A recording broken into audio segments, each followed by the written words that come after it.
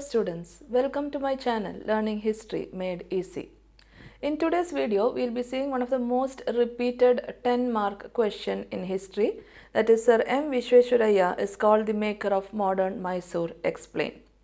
Before going into the video, if anyone is seeing the channel for the first time or if you have not subscribed to my channel, please do subscribe and share it with your friends, and also click the bell button to receive notifications whenever I upload new videos. So without wasting time, let us get into the video.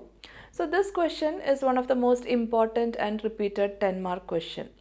So when you answer a 10-mark question, the most important thing which you should keep in mind is, first you should understand the subheadings, which are the main subheadings of the answer, and all the subheadings should be underlined.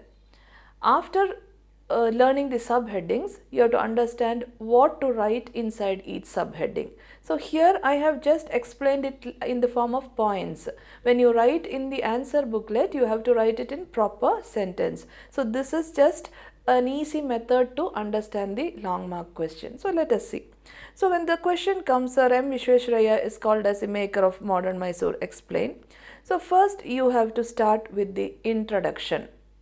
So when you are writing about a personality, so here you are writing about Sir M Vishweshwariah. First, as an introduction, you have to write his early life, that is his birthplace, parents' name, education. That is the first thing which you should start. So write introduction, underline it, and then point by point you start writing. He is considered as the architect and maker of modern Mysore. Sir M Vishweshwariah is considered as the architect and maker of modern Mysore. He was born on 15 September 1861 at Muddanahalli in Chikballapura district. Next, his parents' name. His parents were Srinivasa Shastri and Venkata Lakshmamma. Now moving on to his education, he completed his primary education in Chikballapura and went to Bangalore for further studies. He got his BA degree from Central College and moved to Pune for his engineering studies. That much is his education. Then after education, his work. He served Bombay government from 1884 to 1909. Then after that, he was appointed as chief engineer of Mysore in 1909 and then Diwan of Mysore in 1912 by Nalwadi Krishnaraja Vodayar. So like this, you complete from his birth till he became the Diwan of Mysore. That is your introduction. So first you have to write, he is called as architect and maker of modern Mysore. Then his birth, he was born 15 September 1861, Muddanahalli, Chikballapura. Then you write about his parents, Srinivasa Shastri, Venkata Lakshmamma. Then his education, that is where he did his primary education. Then he came to Bangalore for further studies. Then BA degree from Central College, engineering from Pune. Then what work did he do? That is, he served under Bombay government from 1884 to 1909. Then he became chief engineer of Mysore in 1909 and last appointed as Diwan of Mysore 1912 by Nalwadi Krishnaraja Vodayar. So your introduction is completed. Then you have to come to the correct point. That is, the question is, why was he called as the architect and maker of modern Mysore? Because of his contributions. So you can write he has done a lot of contributions to the development of Mysore. And then the next subheading comes, that is administrative reforms. Okay, so the second subheading is administrative reforms. Number of members of Legislative Council increased from 18 to 24. I told here I am just writing as points, you have to write in full sentence. He increased the number of members of Legislative Council from 18 to 24. Local board and village panchayat regulations increased the number of elected members to districts and taluk boards. So, the number of elected members to district and taluk boards were increased. That is his next administrative reform. Then village reform committees were established for the progress of villages. He established village reform committees, that was done for the progress of villages, and he also had a separate plan for the development of Malnad region. So these were his administrative reforms. Now after administrative reforms, coming to the next subheading, that is industrial development. So first introduction over, administrative reforms over, next is industrial development. In industrial development, let us see, Industrialize or perish was his famous slogan. The famous slogan of Sir M Vishweshwariah was industrialize or perish. Then you can write some examples of industries he established. Iron works in Bhadravati, sandal oil factory at Mysore, soap factory, etc. were some of the industries established by him. The Mysore Chamber of Commerce and Industry was established at Bangalore to support trade and commerce. Then small scale industries were developed, and also cottage industries such as weaving, pottery, woodwork, etc. also flourished. And the last point in industrial development is the Mysore Bank was founded in 1913. So that is his second subheading, industrial development. So first you write his famous slogan, industrialize or perish was his famous slogan. Then some examples of industries which he established. Then he established the Mysore Chamber of Commerce and Industries at Bangalore.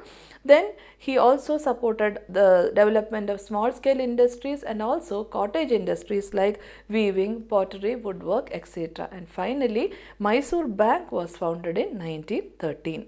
So that subheading also is completed, industrial development. Now coming to the next subheading, that is educational reforms.